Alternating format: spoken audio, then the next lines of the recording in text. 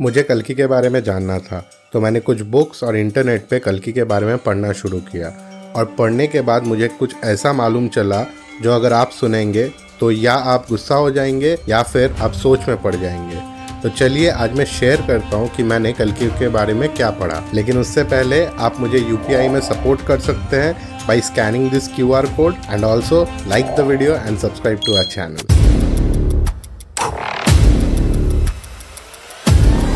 कल्कि विष्णु के 10वें अवतार हैं एंड वो कलयुग के अंत में आने वाले हैं। कल्कि शब्द का अर्थ होता है बुराई के नाशक, यानी कल्कि अवतार सभी बुराई और भ्रष्टाचार को नष्ट करेंगे एंड धर्म को पुनर्स्थापित करेंगे। पुराण एंड अन्य ग्रंथों में बताया गया है कि कल्कि अवतार अपने सफेद घोड़े पे सवार होकर आएंगे और उनके हाथ में एक जलती हुई तलवार होगी। एंड अब तक सिर्फ एक ही व्यक्ति कल्कि के सभी गुणों के साथ मैच हुआ है और वो कोई और नहीं, प्रॉफिट मोहम्मद है। लेकिन इस थ्योरी में एक प्रॉब्लम है। कल्कि अवतार कलयुग के अंत में आएंगे, लेकिन प्रॉफिट मोहम्मद कलयुग के अंत में नहीं बल्कि कलयुग के शुरुआत में आए थे। तो चलिए इस थ्योरी में कुछ पॉइंट्स जो मैंने पढ़ी हैं उसके बारे में चर्चा करते हैं। हम सभी को पता है कल्कि अवतार घोड़े पे सवार होकर तलवार लेके आएंगे, जो कि पुराने जमाने के युद्ध में लड़ा जाता था। लेकिन आज के टाइम पे गन्स, टैंक्स, मिसाइल्स, रॉकेट्स मौजूद हैं एंड आज के वक्त जिस स्पीड से टेक्नोलॉजिकल एडवांसमेंट हो रही है, हम कुछ ही समय में न्यूक्लियर एंड बायो वॉरफेयर को विटनेस करेंगे। तो फिर आने वाले टाइम पे कोई घोड़े पे सवार होकर हाथ में तलवार लेके युद्ध में क्यों ही जाएगा।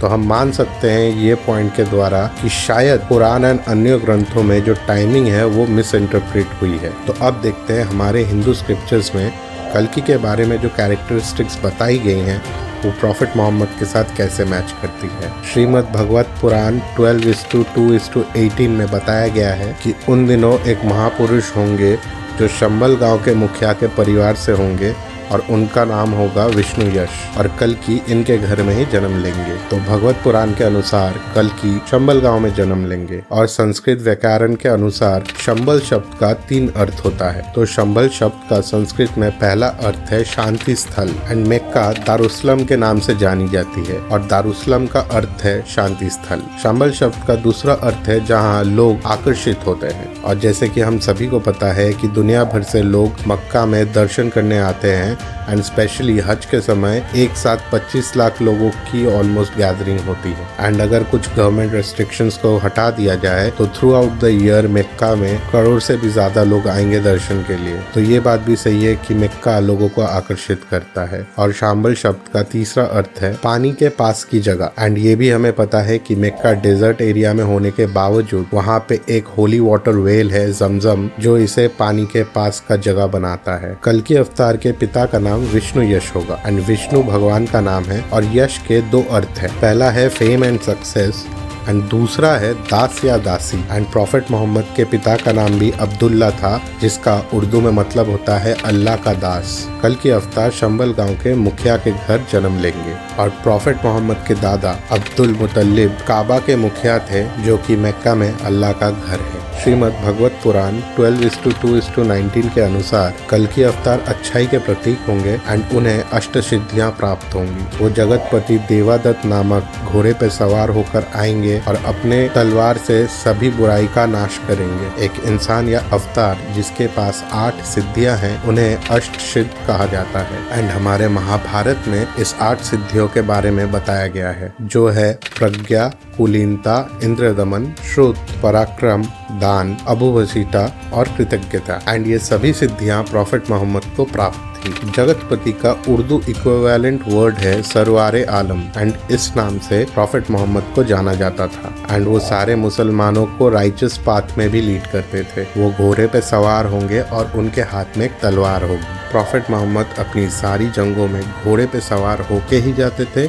एंड वो एज अ वेपन तलवार ही यूज करते थे। वो एक सफेद घोड़े पे सवार होंगे जिसका नाम देवादत्त होगा। देवादत्त शब्द का अर्थ है divine horse and prophet Mohammad जिस घोड़े पे सवार होके जेरूसलम गए थे उस घोड़े का नाम था बुराक, जिसका अर्थ भी डिवाइन हॉर्स है। वो बुराई का नाश करेंगे एंड प्रॉफिट मोहम्मद भी बुराई एंड इविल डिजायर्स का नाश करते थे। कल्कि पुराण 2:5 में बताया गया है कि कल्कि अवतार अपने 4 साथियों के साथ काली असुर का वध करेंगे और इसमें देवताएं भी उनकी सहायता करेंगे। एंड प्रॉफिट मोहम्मद के भी 4 मेन साथी थे, अबू बकर, उमर, उस्मान एंड अली। और प्रॉफिट मोहम्मद की सारी जंगों में ये 4 साथी और फरिश्ते उनकी मदद के लिए आते थे। प्रॉफिट मोहम्मद के देहांत के बाद उनके हर एक साथी इस्लामिक एम्पायर के खलीफ बन गए। अल कुरान 8:9 में लिखा है कि जब तुम अपने रब से मदद मांगी तो उसने तुम्हें कहा, मैं तुम्हें 1000 फरिश्तों के साथ एक के बाद एक सहायता करूंगा। कल्कि पुराण 2:11 में लिखा है कि वो विष्णु यश के घर सुमति के गर्भ में जन्म लेगा। और सुमति शब्द का अर्थ है